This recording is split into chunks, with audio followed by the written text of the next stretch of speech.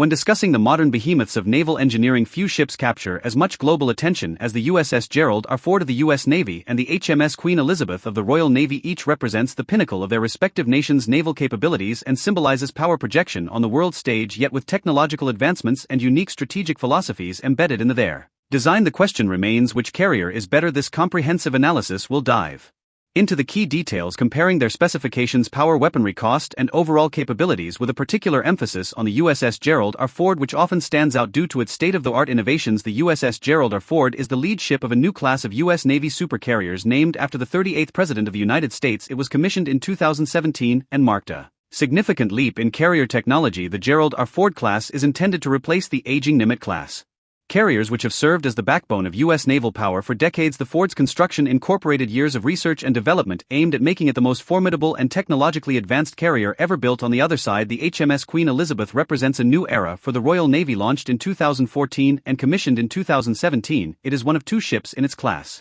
Along with its sister ship, the HMS Prince of Wales, the Queen Elizabeth class was designed as part of the UK's efforts to maintain a strong, versatile naval presence and support joint military operations with allied forces. The ship reflects British ingenuity and showcases a blend of traditional design and modern technology. The cost of the USS Gerald R Ford stands at an estimated $13 billion, excluding the significant investment in research and development that was necessary to bring this groundbreaking project to fruition. This colossal sum underscores the complex nature of the ship's design, which includes a host of new technologies, from the electromagnetic aircraft launch system EMALS to advanced radar systems and dual-band radar capabilities. In contrast, the HMS Queen Elizabeth was built at a significantly lower cost of approximately £3 billion, around $4 billion US.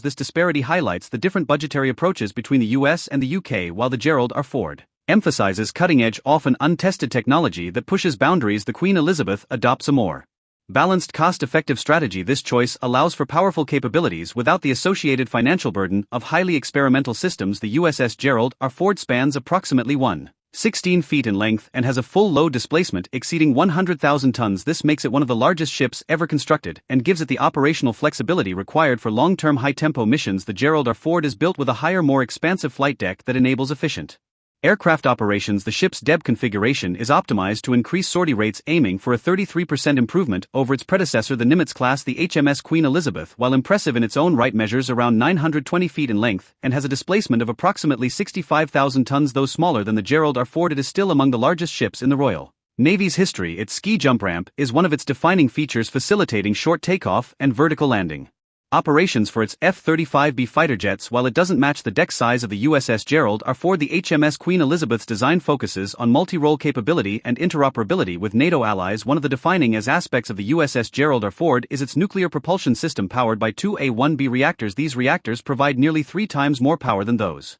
in the Nimitz class, enabling the ship to operate at speeds exceeding 30 knots, around 35 miles per hour. This hype speed is crucial for rapid global deployment and invasive maneuvers in potential combat scenarios.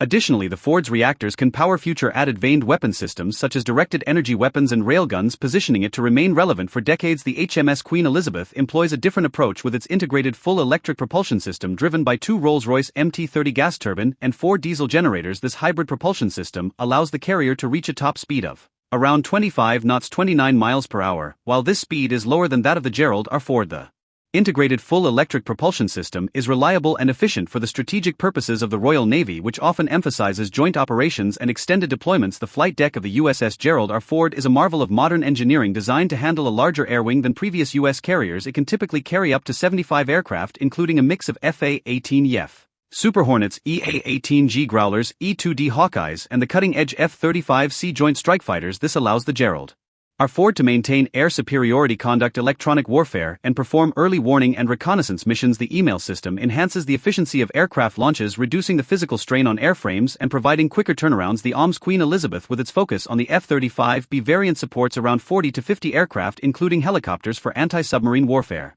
and troop transport. The F-35B's short takeoff and vertical landing capability is perfectly suited to the Queen Elizabeth ski jump deck, enabling quick launches and landings in a variety of operational environments. While the Queen Elizabeth may not carry as many aircraft as the Gerald R Ford, it remains a versatile platform capable of projecting air power and supporting amphibious assaults and humanitarian missions. The USS Gerald R Ford boasts an array of defensive weapons and systems to protect against aerial, surface, and subsurface threats. These include the RIM-162 Evolved Sea Sparrow Missile for close-in air defense. The RIM 116 rolling airframe missile system and the FANK close-in weapon system for last resort anti-missile defense. Additionally, the Ford features an advanced radar system that improves threat detection and target acquisition, providing a robust shield against modern threats. The HMS Queen Elizabeth is equipped with a defensive arsenal that includes Phalanx close-in weapon system and 30mm automated small caliber guns, while it lacks the extensive missile systems found on the USS Gerald R Ford. The Queen Elizabeth is designed with a layered approach to defense, integrating its armaments with escorting ships and allied support for comprehensive protection. One of the most striking innovations aboard the USS Gerald R Ford is the use of EMALS, which replaces the traditional steam-powered catapults. This system is lighter, more reliable, and capable of launching a wider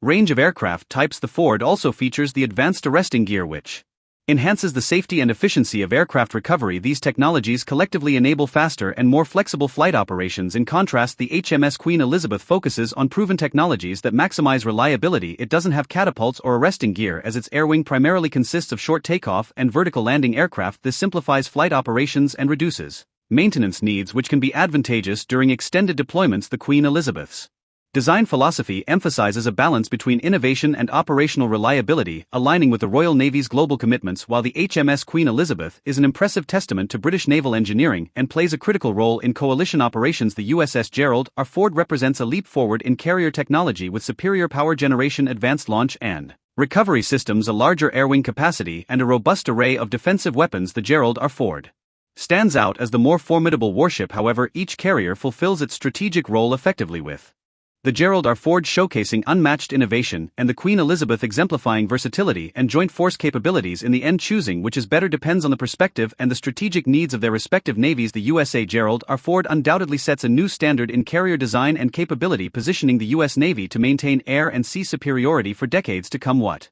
do you think? Is the USS Gerald R Ford better, or does the HMS Queen Elizabeth take the edge? Leave your comments below. Thank you for watching, and don't forget to like and subscribe for more insights into the world's most impressive naval technologies.